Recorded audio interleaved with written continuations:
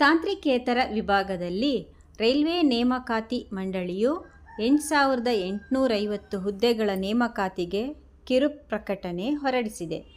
Junior engineer ಸೇರಿದಂತೆ ವಿವಿಧ 2,250 ಹುದ್ದೆಗಳ ನೇಮಕಾತಿಗೆ ಚಾಲನೆ ನೀಡಲಾಗಿದೆ.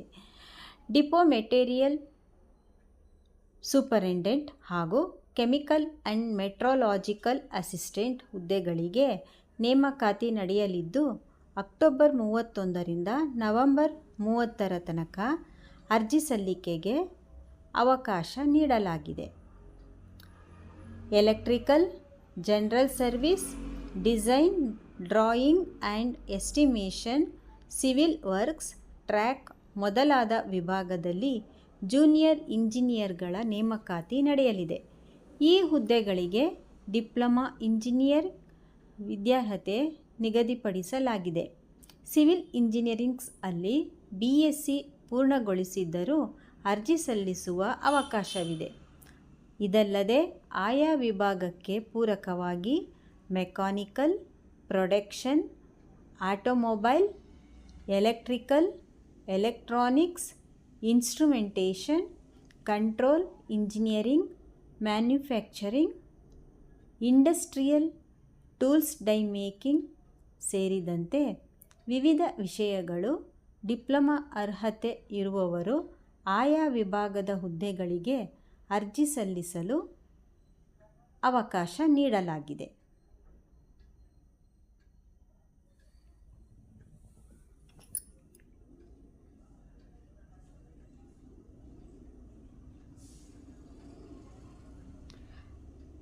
ಡಿಪೋ ಮೆಟೀರಿಯಲ್ ಸೂಪರಿಂಟೆಂಡೆಂಟ್ ಹುದ್ದೆಗೆ ಯಾವುದೇ ಇಂಜಿನಿಯರಿಂಗ್ ವಿಷಯಕ್ಕೆ ಸಂಬಂಧಿಸಿದಂತೆ ಡಿಪ್ಲೊಮಾ ಪೂರ್ಣಗೊಳಿಸಿದ್ದರೂ ಅರ್ಜಿ ಸಲ್ಲಿಸಬಹುದಾಗಿದೆ.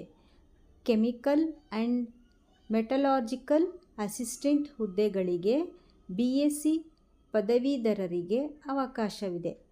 ಆದರೆ ಅಭ್ಯರ್ಥಿಗಳು ಪದವಿಯಲ್ಲಿ ಫಿಸಿಕ್ಸ್ ಆ್ಯಂಡ್ ಕೆಮಿಸ್ಟ್ರಿ ಕಡ್ಡಾಯವಾಗಿ ಅಧ್ಯಯನ ಮಾಡಿದ್ದು, ಅವುಗಳಲ್ಲಿ ಕನಿಷ್ಠ 45% ಅಥವಾ ಅದಕ್ಕಿಂತ ಹೆಚ್ಚು ಅಂಕಗಳನ್ನು ಪಡೆದು ತೇರ್ಗಡೆಯಾಗಿರಬೇಕು.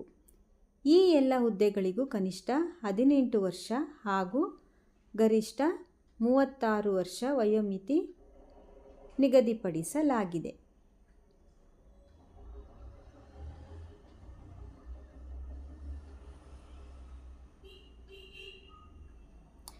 SC, ST, ಮಾಜಿ ಸೈನಿಕರು, ಮಹಿಳೆಯರು, ತೃತೀಯ ಲಿಂಗಗಳು, ಆರ್ಥಿಕ ದುರ್ಬಲ ವರ್ಗದವರು, ಅಲ್ಪಸಂಖ್ಯಾತ ಅಭ್ಯರ್ಥಿಗಳಿಗೆ 250, ಉಳಿದ ಎಲ್ಲ ವರ್ಗದ ಅಭ್ಯರ್ಥಿಗಳಿಗೆ 500 ರು ಶುಲ್ಕ ನಿಗದಿಪಡಿಸಲಾಗಿದೆ.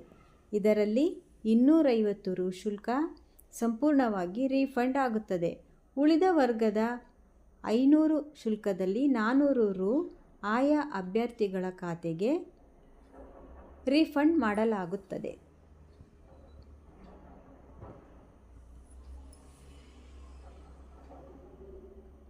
ಕಳೆದ ವರ್ಷ ಜೂನಿಯರ್ ಇಂಜಿನಿಯರಿಂಗ್ ಸೇರಿದಂತೆ ಹುದ್ದೆಗಳಿಗೆ ಕನ್ನಡ, ಕೊಂಕಣಿ ಸೇರಿದಂತೆ 13 ಪ್ರಾದೇಶಿಕ ಭಾಷೆಗಳಲ್ಲಿ ಪರೀಕ್ಷೆ ನಡೆಸಲು ನಿರ್ಧರಿಸಲಾಗಿತ್ತು.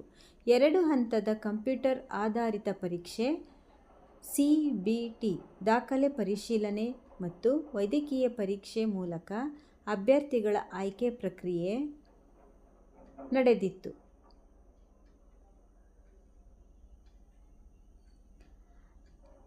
ಇನ್ನು ಹೆಚ್ಚಿನ ವಿವರಗಳಿಗಾಗಿ ಈ ಮುಂದೆ ಸೂಚಿಸಲಾದ ರೈಲ್ವೆ ವೆಬ್ಸೈಟ್ ಅನ್ನು ಸಂಪರ್ಕಿಸಿ ಮತ್ತು ನಮ್ಮ ಚಾನಲನ್ನು ಸಬ್ಸ್ಕ್ರೈಬ್ ಮಾಡಿಕೊಳ್ಳಿ.